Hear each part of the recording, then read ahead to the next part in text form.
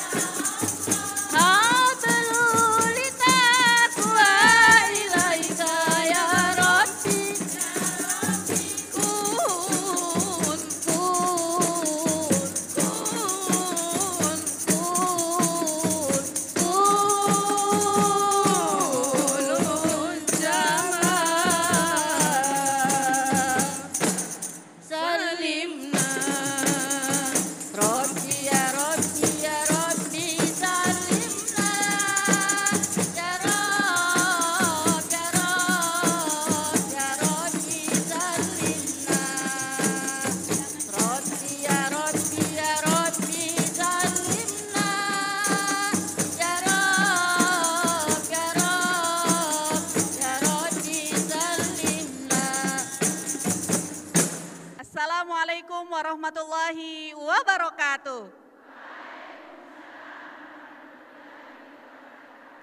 Alhamdulillah yang ala ihsanihi wa syukrullahu ala taufiqihi wa amtinanih. Asyhadu an la ilaha illallah wahdahu la syarika la ta'ziman li sya'nih wa asyhadu anna Muhammadan abduhu wa rasuluhu da'i ila ridwanih. Subhanaka la ilma lana illa ma 'allamtana wa la fahma lana illa ma fahamtana innaka antal alimul hakim.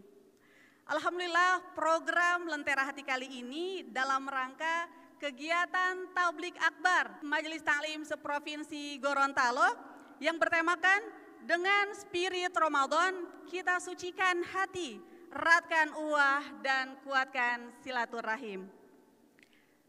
Dan Tablik Akbar kita hari ini menghadirkan 2 orang ustadz yang Masya Allah, 2 orang ustadz yang luar biasa, yaitu Al-Ustadz Dr. Haji Sabara Karim Ngou MPDI dan Al-Ustadz Rahmat Ja'far MAG atau lebih akrab dengan sapaan Abi Raja. Tafadhol Ustadz. Assalamualaikum, sehat Ustadz? Alhamdulillah, sehat walafiat. Masya Allah. Baik, kita langsung saja ke ibu-ibu yang ingin bertanya, dipersilakan. Assalamualaikum warahmatullahi wabarakatuh. Saya Mariam Jesau, perwakilan dari Majelis Alumni Semantik 91 Kota Gorontalo. Yang ini ingin saya tanyakan, hukum orang yang melaksanakan puasa tetapi tidak sholat itu apa Ustadz? Yang pertama, kemudian yang kedua, hukum tentang fidyah. Cukup satu pertanyaan ya Bu ya? Fidyah, satu lagi, fidyah.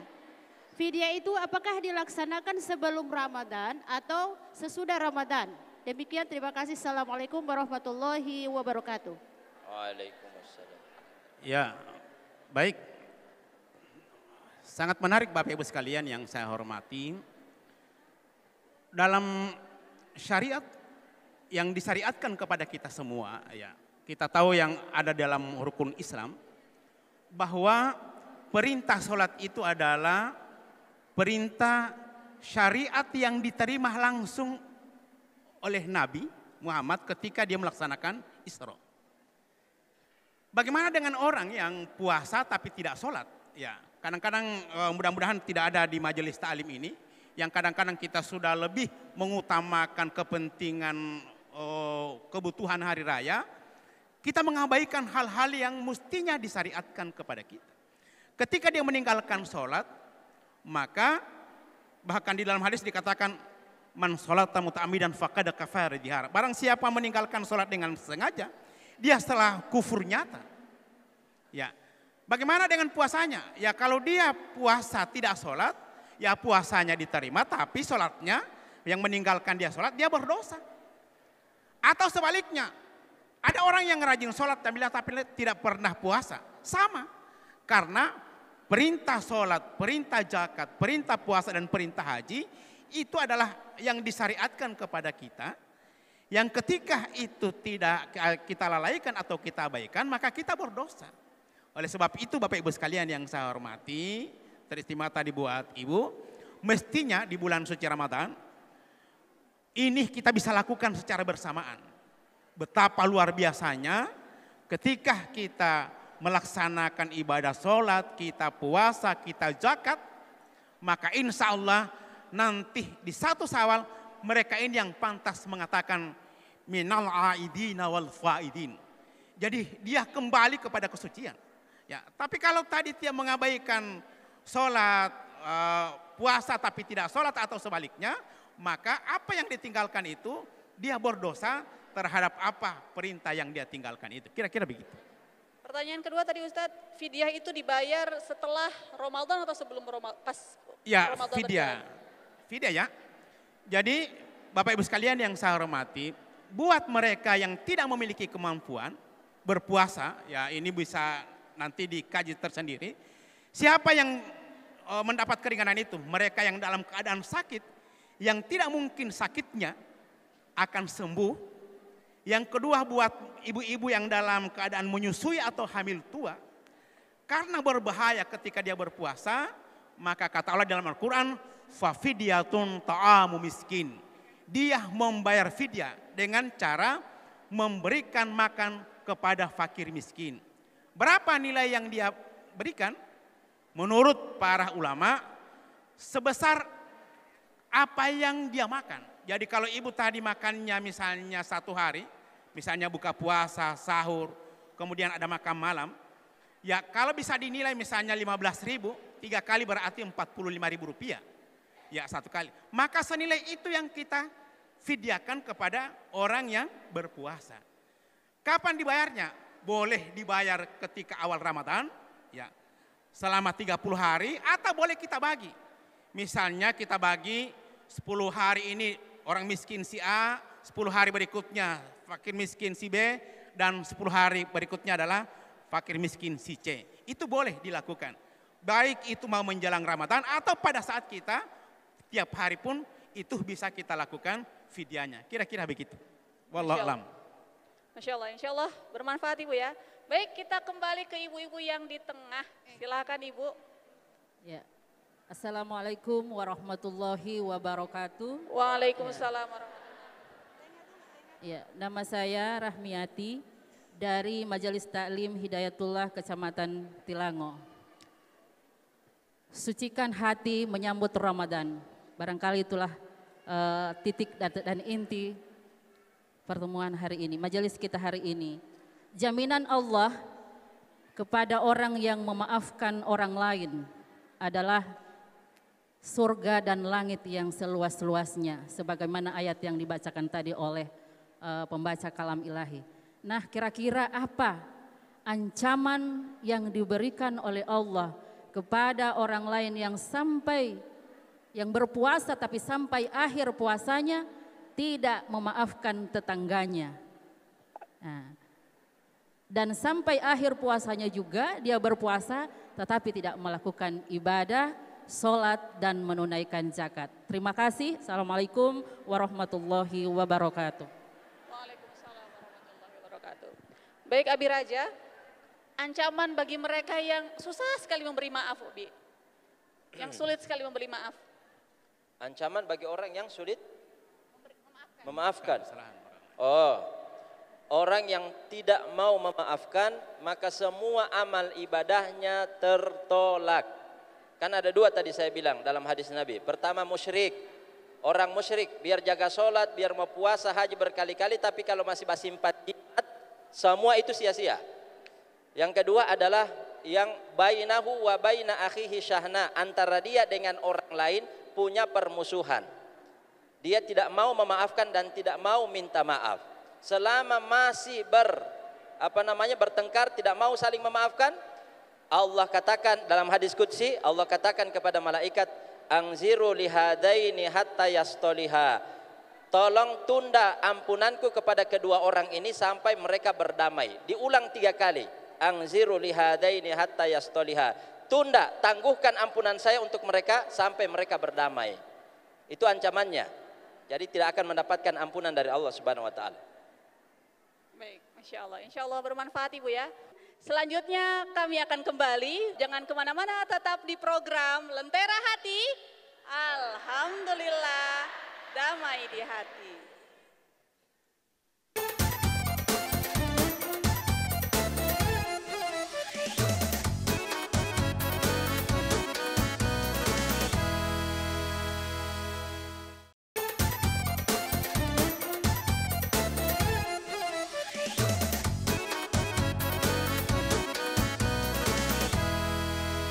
Salla alaika Allahu ya Adnani ya Mustafa ya Safwat Radadi.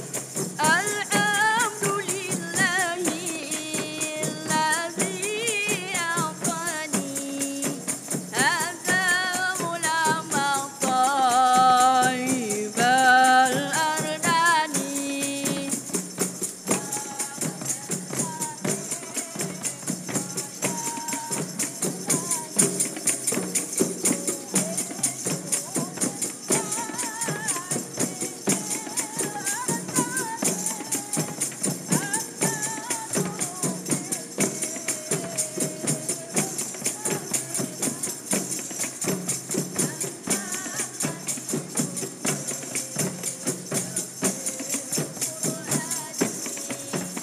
أحمد مكتوب على الجنان صلى عليك الله في الأحيان أحمد في السير والإعلان حقا على الإسلام والإيمان صلى عليك الله يا عدناني يا مصطفى يا صفوة الرحمن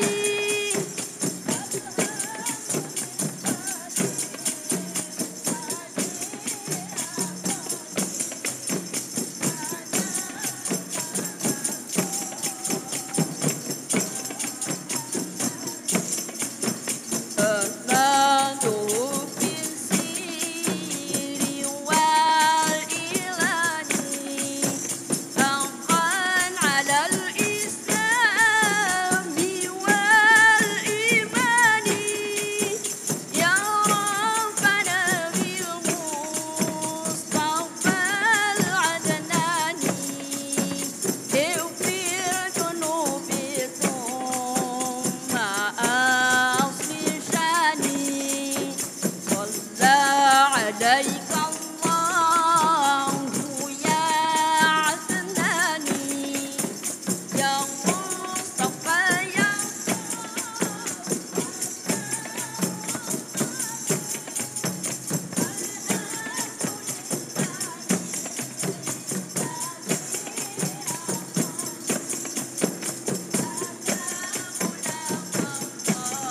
طيب الأردان هذا غلام طيب الأردان Kembali lagi di program Lentera Hati. Alhamdulillah, damai di hati. Baik ibu-ibu yang dirahmati Allah Subhanahu wa taala, langsung saja ke sesi tanya jawab. Bagi ibu-ibu yang ingin bertanya, dipersilakan. Ya, terima kasih. Assalamualaikum warahmatullahi wabarakatuh. Waalaikumsalam warahmatullahi wabarakatuh. Saya Kasmarum Kuna, Majelis Taklim Desa Buhu, Kecamatan Talaga Jaya, Kabupaten Gorontalo. Saya menyimak apa yang disampaikan oleh Bapak Al-Ustadz Rahmat Japar terkait dengan orang-orang yang beriman. Masuk di level orang beriman itu butuh hidayah. Tadi disampaikan bahwa mengikrarkan lisannya. Nah, apakah mengikrarkan lisannya ini hanya cukup dengan asyhadu alla ilaha illallah wa asyhadu anna muhammadar lewat sholat? Apakah lebih ke dalamnya? Mungkin bisa dikaji, Pak. Kemudian terkait dengan penyampaian Bapak Sabara, perang terbesar di kita, di diri kita adalah melawan hawa nafsu. Nah, apa rahasia amalan yang dilakukan oleh istri Fir'aun ketika menghadapi suaminya yang zalim, sehingga beliau mendapatkan derajat kemuliaan tertinggi, menjadi penghuni surga, bidadari surga? Mungkin bisa di-share ke kami untuk bisa kami jadikan oleh-oleh. Kemudian yang ketiga, Baik Bu, apakah cukup 2 pertanyaan ya Bu. Terima kasih ya. Terima kasih wabillahi taufiq wal hidayah. Wassalamualaikum warahmatullahi wabarakatuh. Waalaikumsalam warahmatullahi wabarakatuh. Warahmatullahi. Baik, pertanyaan pertama untuk Abi Raja mungkin tentang makna iman, Bi. Mungkin bisa dijelaskan kembali. Begini, kalau kita lahir dari rahim seorang ibu yang muslimah, bapak yang muslim, keluarga muslim, maka syahadat kita itu memang sudah terbangun dari awal kita mau dilahirkan. Kan semua kita kan bersyahadat di dalam kandungan kita 120 hari usianya kan. Alastu birabbikum qalu bala syahidna. Ketika kita lahir sudah dalam keadaan muslim. Kullu mauludin yuladu alal fitrah. Setiap kita sholat mengucapkan asyhadu alla ilaha illallah. Ini maknanya isbat. Kita kukuhkan bahwa tidak ada Tuhan yang berhak disembah kecuali Allah. Buktinya apa? Kalau kita mengucapkan la ilaha illallah, sekedar mengucapkan anak SD pun bisa. Anak TK juga bisa. Tapi yang menentukan apakah kita membuktikan dalam bentuk perbuatan atau tidak. Ketika Allah suruh sholat, aqimus sholah, dirikan sholat. Sholat tidak. Kalau tidak sholat, meskipun la ilaha illallah, berarti mukminnya levelnya rendah. Memang dia dengan la ilaha illallah itu tetap masuk dalam rumah bangunan keimanan, tapi tidak sempurna keimanannya. Kenapa? Karena dia pembangkang. Itu ya. Wa atuz zakat, disuruh keluarkan zakat, cuma karena dia merasa kalau saya keluarkan zakat berkurang harta saya. Muslim tapi pembangkang. Itu maksud saya. Jadi untuk menjadi level mukmin yang sejati harus kita kolaborasikan 3 unsur besar. La ilaha illallah, tasdiqu bil qalb, benarkan dengan hati. Karena ada orang mengucapkan la ilaha illallah, dia dustakan dengan hati. Cuma supaya orang bilang dia mukmin tapi hatinya kafir. 2 itu terpenuhi, buktikan dalam bentuk perbuatan. Kalau disuruh puasa ya puasa. Puasanya 30 hari, jangan singkat-singkat 3 hari. Kurang lebih seperti itu. Baik. Selanjutnya untuk Ustadz Dr. Sabara, amalan seorang Asiyah isi Fir'aun hingga dijanjikan Allah masuk surga, Ustadz. Jadi memang ini menjadi itibar buat kita semua ya. Jadi seorang istri ya, seperti misalnya istri Fir'aun ya, yang kita tahu dia tidak terpengaruh dengan apa yang dilakukan atau kejahatan seorang Fir'aun ya. Itu banyak contoh ya yang bisa menjadi itibar buat kita semua. Sehingga itu di dalam kehidupan kita ya, ini itibar buat kita semua. Ketika seorang suami, tadi ada pertanyaan dari sana yang suaminya yang durhaka, tapi istrinya tetap taat, ya, insya Allah ibu akan selamat ketika tidak terpengaruh dengan apa kelakuan seorang suami di dalam rumah tangga. Sama dengan istrinya dari Fir'aun. Ya. Atau banyak contoh yang lain seperti Kan'an. Ya. Atau contoh yang lain seperti Nabi Ayub. Itu karena keteguhan. Ya.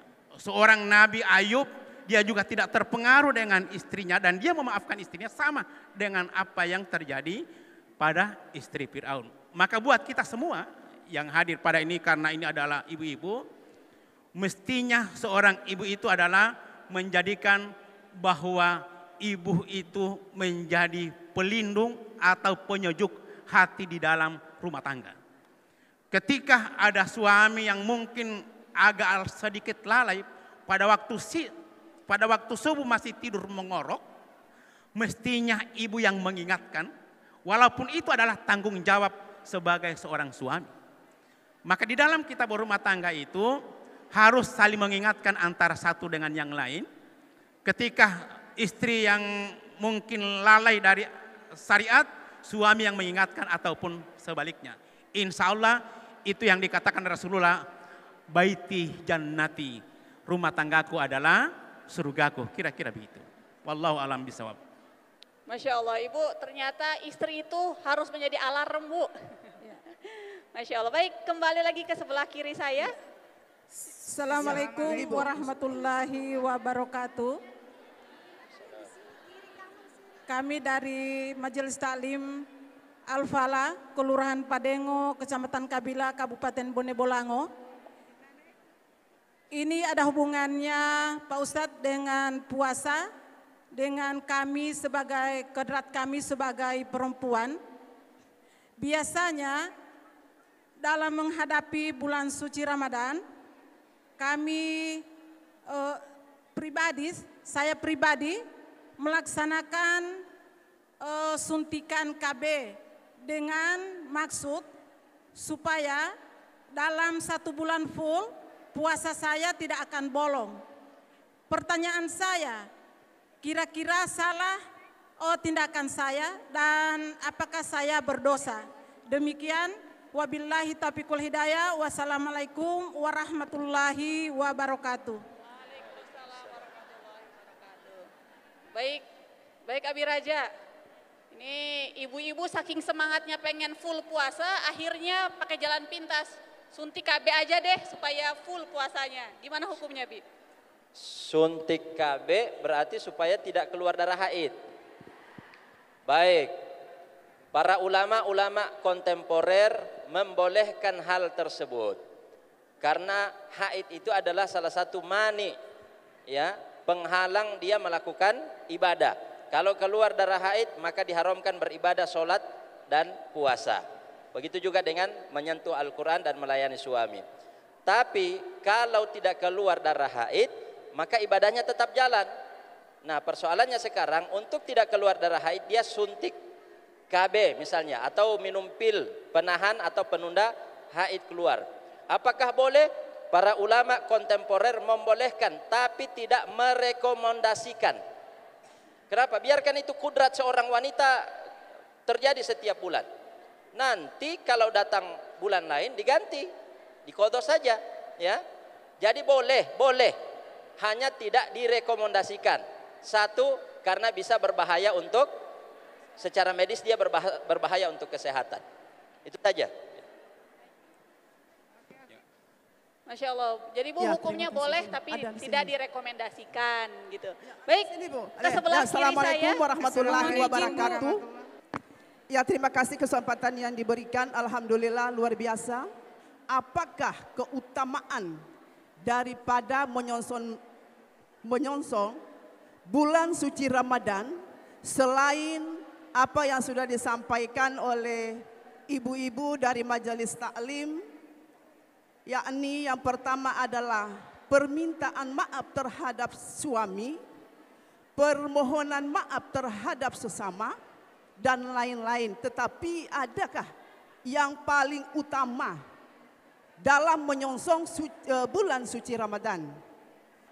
Apakah pahala bagi orang yang melaksanakan puasa bulan Ramadan menurut karena iman dan hadis, karena iman dan ihsan menurut hadis? Terima kasih. Mungkin yang dimaksud adalah hadis Rasulullah, man shoma ramadanan imanan wahtisaban. Mungkin itu ya. Jadi man shoma ramadanan imanan wahtisaban ghufira lahu ma taqaddama min danbi. Ya, mungkin itu yang dimaksudkan hadisnya tadi. Jadi kalau itu yang dimaksudkan adalah, jadi barang siapa yang berpuasa karena iman dan mengharapkan pahala, ya, dari Allah Subhanahu wa taala, maka Allah akan mengampuni segala dosa-dosanya. Tadi sudah banyak yang diutarakan oleh Ustadz bahwa apa yang mesti kita amalkan di bulan suci Ramadan. Oleh sebab itu buat ibu, ya ini buat ibu-ibu, mari Ramadan tahun ini kita jadikan sebagai Ramadan yang istimewa. Bagaimana menjadikan Ramadan itu menjadi istimewa adalah tentu kita ingin mengamalkan seluruh ajaran-ajaran. Tadi membaca Al-Quran, membayar zakat, memberi buka puasa. Jangan sampai sekali lagi Bapak Ibu sekalian, karena kita ingin menyiapkan fasilitas yang istimewa di hari raya Idul Fitri, kemudian mengabaikan ibadah-ibadah yang mestinya jangan-jangan ini adalah puasa yang terakhir buat kita semua. Oleh sebab itu, jadikanlah Ramadan tahun ini menjadi Ramadan yang sangat istimewa buat kita semua dengan betul-betul imanan wahtisaban. Kira-kira itu yang bisa saya jelaskan atau mungkin ada tambahan? Baik, insya Allah cukup ya Bu. Selanjutnya silakan jilbab putih. Waalaikumsalam warahmatullahi wabarakatuh. Saya dari Majelis Taklim An-Nisa Heladula Utara Kota Gorontalo. Langsung ke pertanyaan Pak, bagaimana menjaga silaturahmi selama bulan Ramadan? Terima kasih. Assalamualaikum warahmatullahi wabarakatuh. Waalaikumsalam warahmatullahi wabarakatuh. Baik Abi, kiat menjaga silaturahim selama bulan suci Ramadan. Iya, tentang silaturahim ini dari tadi sudah sering disampaikan ya. Bagaimana menjaga silaturahim di bulan Ramadan. Maka perbanyak berbagi. Tahaddu tahabu. Nabi mengatakan saling berbagilah, maka kalian akan saling mencintai. Dan silaturahim itu ada lingkar-lingkarnya. Ada lingkar 1, lingkar 2, lingkar 3. Lingkar satunya adalah orang tua. Jadi kalau kita mau mendapatkan pahala silaturahim yang paling besar, bil khusus di bulan Ramadan, maka kunjungi orang tua dan bawa sesuatu yang membahagiakan mereka. Yang kedua adalah orang-orang yang hubungan kekerabatan mereka levelnya di bawah orang tua, saudara, ya, saudara seibu, saudara sebapak, atau saudara dari bapak dan ibu, gitu ya, tante, bibi, itu semuanya masuk dalam lingkar 2 setelah bapak, ibu dan saudara-saudara kita sekandung. Mungkin itu. Baik, insya Allah bisa difahami Ibu. Baik Ustaz, kita harus break sejenak. Pemirsa, sesaat lagi kita akan kembali. Jangan kemana-mana, tetap di program Lentera Hati. Alhamdulillah, damai di hati.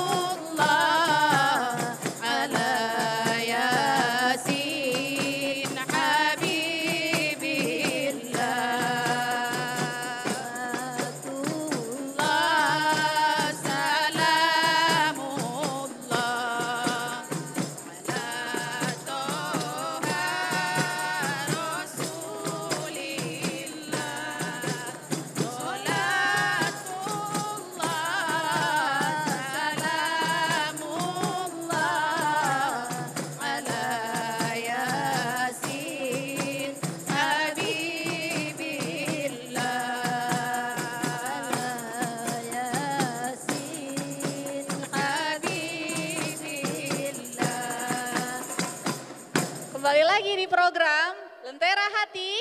Alhamdulillah, damai di hati. Baik, kita langsung saja ke ibu-ibu yang ingin bertanya, dipersilakan.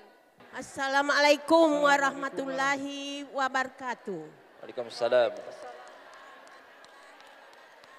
Saya peserta Majelis Taklim Ummah Uhwa Muslimah Masjid At-Tahara Kecamatan Limboto. Saya bersyukur sebanyak-banyaknya karena pada saat ini baru kali ini saya mengikuti Majelis Taklim. Sementara dalam menghadapi bulan puasa, bulan Ramadan yang penuh dengan rahmat dan berkah. Pertanyaan saya mempunyai anak yang durhaka kepada saya. Ya, terus? Dan kepada Allah. Jadi apakah saya berdosa? Oh iya. Sebentar saya mengharapkan untuk masuk surga. Iya. Lalu apakah saya akan masuk surga? Iya. Terima kasih. Masya Allah. Seorang anak yang durhaka kepada Allah dan durhaka kepada orang tuanya, Ustadz. Apakah orang tuanya berdosa?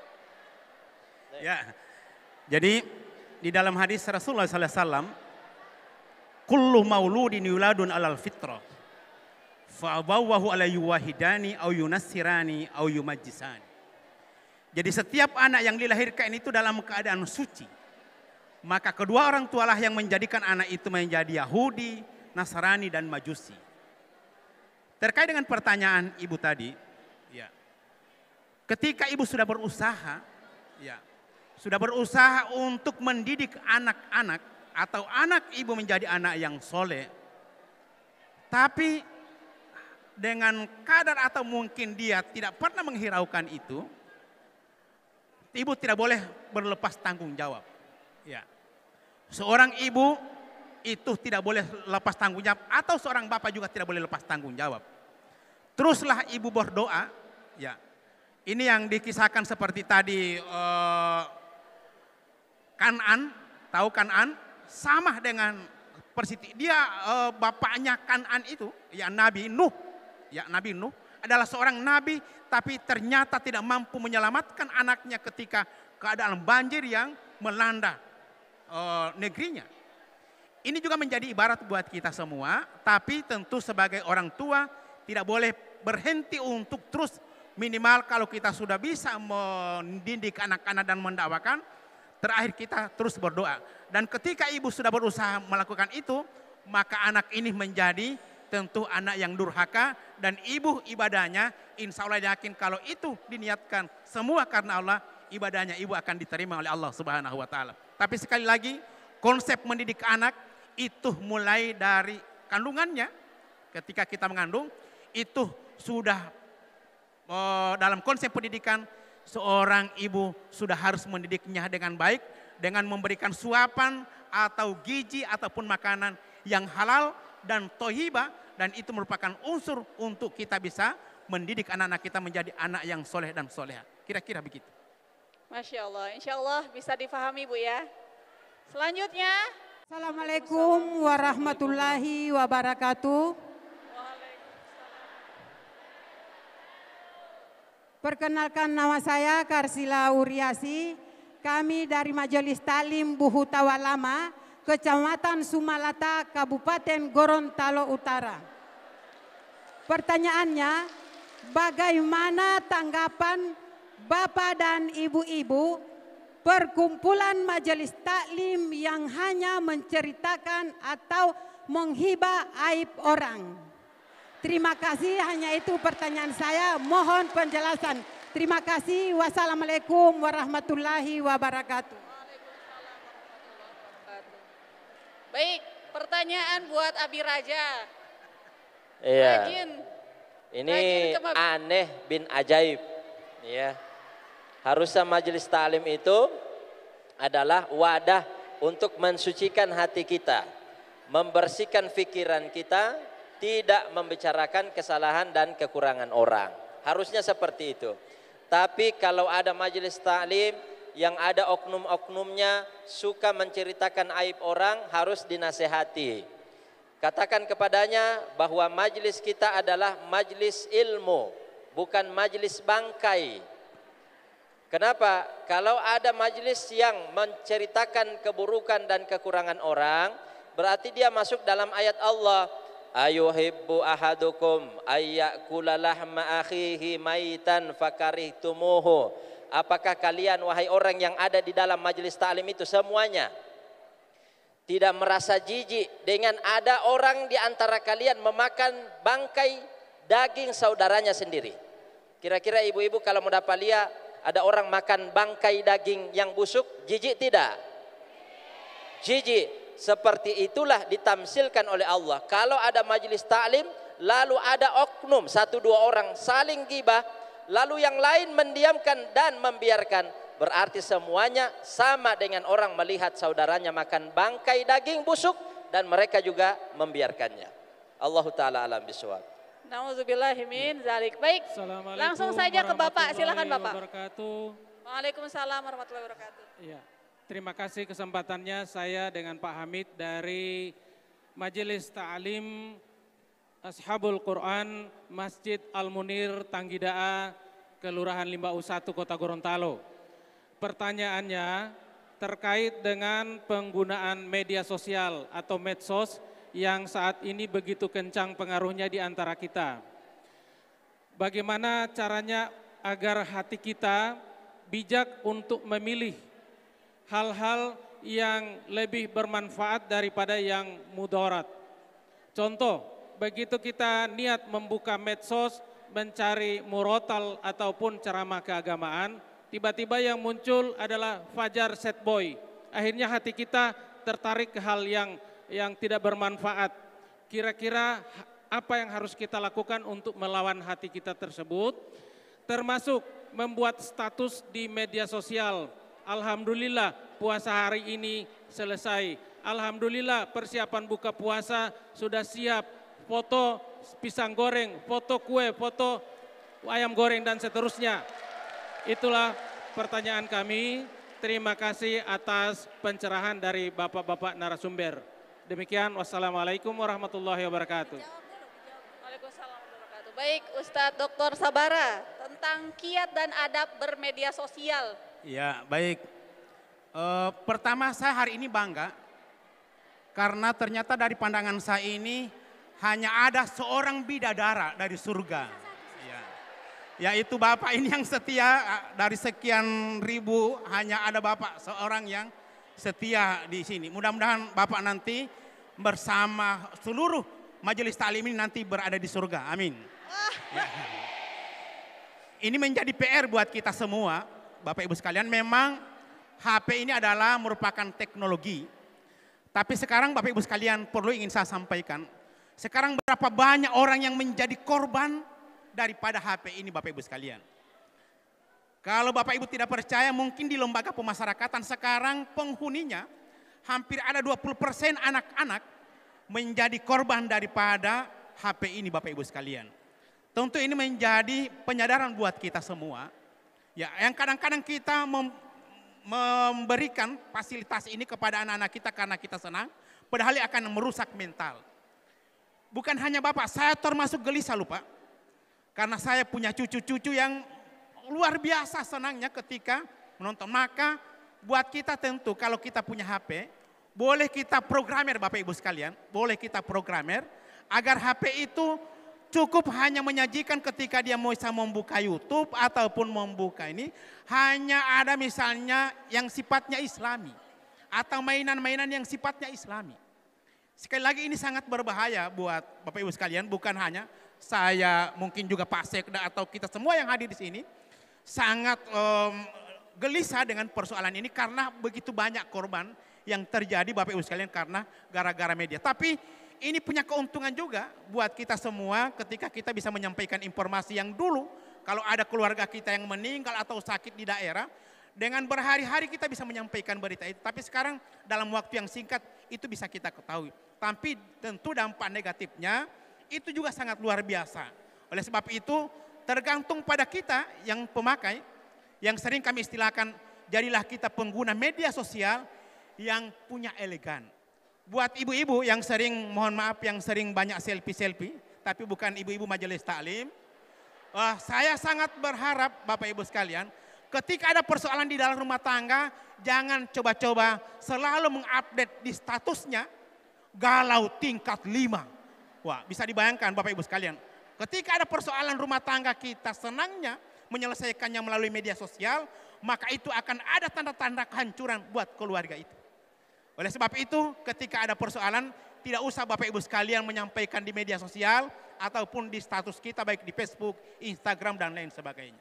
Oleh sebab itu tergantung kepada pemakainya bagaimana kita sebagai pemakai media ini untuk terus bisa menjaga dan berikhtiar agar anak-anak kita tidak tergiur atau mabuk dengan persoalan itu karena ini memang sudah dunianya Bapak Ibu sekalian.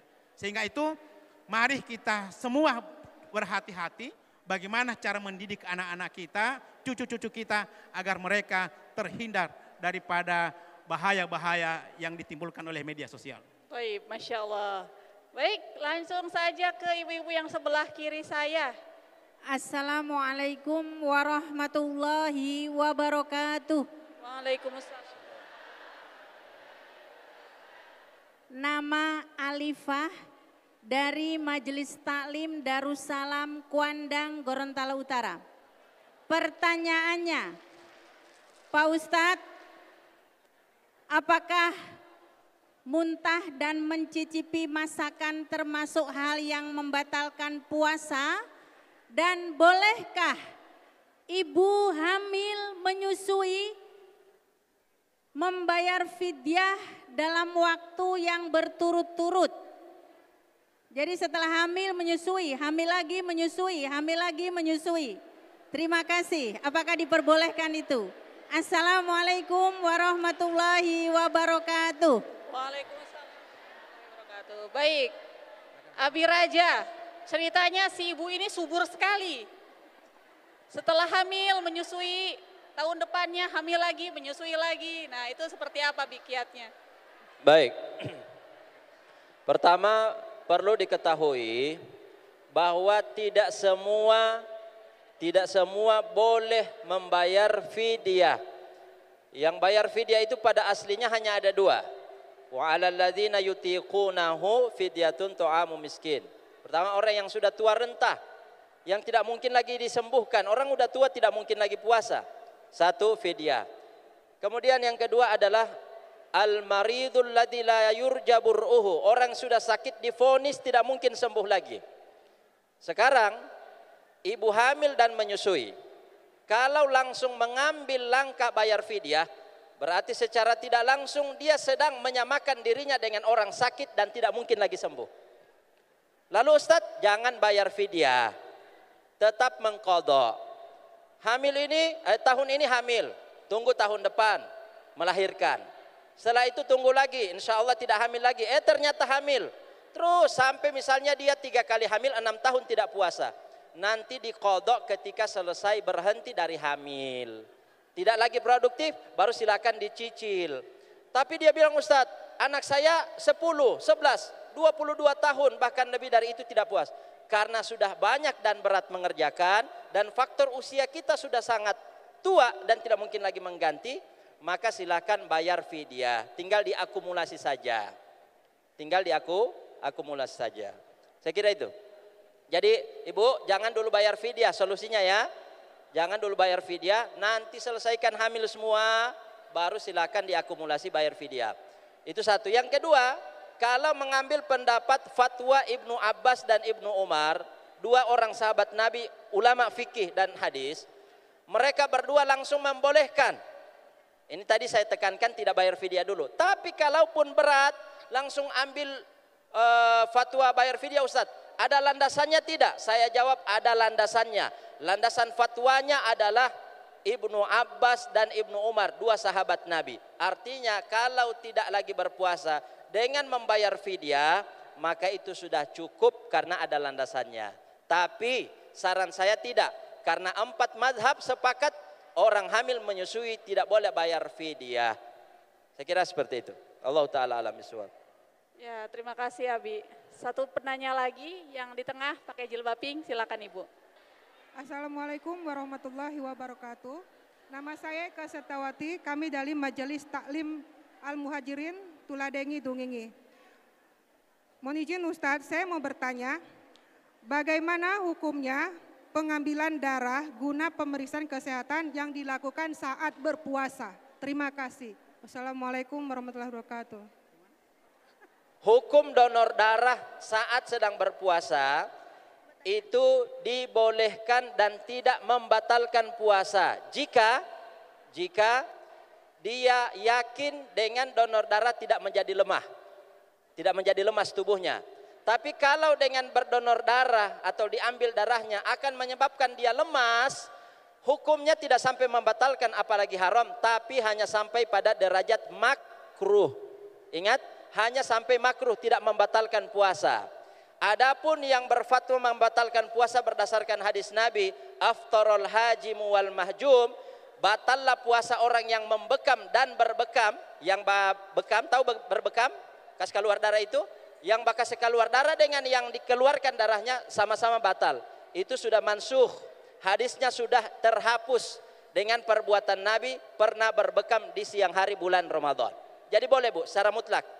Apalagi Ibu yakin tidak akan jadi lemas. Boleh. Baik, terima kasih. Insya Allah bisa difahami Ibu ya. Baik, alhamdulillah ibu-ibu yang dirahmati Allah Subhanahu wa taala, kita sudah berada di penghujung acara. Semoga apa-apa yang disampaikan oleh Ustadz Sabara dan Abi Raja bermanfaat bagi kita semua, terutama dalam menyongsong bulan suci Ramadan 1444 Hijriah. Saya ucapkan banyak terima kasih kepada Bapak Ibu yang telah hadir dalam rangka tablik akbar Majelis Taklim Seprovinsi Gorontalo. Saya Uminita pamit undur diri. Subhanakallahumma wa bihamdika asyhadu an la ilaha illa anta astaghfiruka wa atubu ilaik. Wassalamualaikum warahmatullahi wabarakatuh.